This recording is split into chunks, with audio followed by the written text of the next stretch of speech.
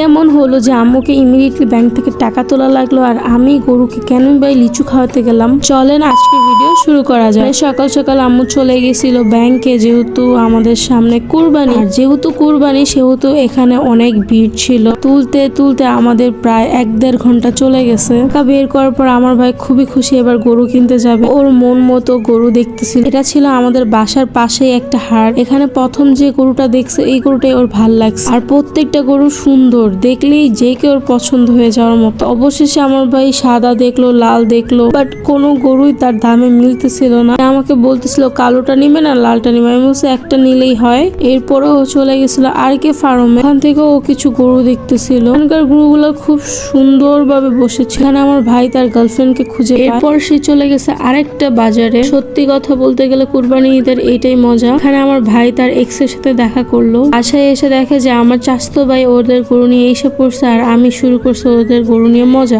আমি গরুটাকে বলতেছিলাম লিচু দেবো, লিচু খাবা লিচু খাবা, আস্তে করে এমন জোরে একটা চিল্লান দিল, আর আমি হো মা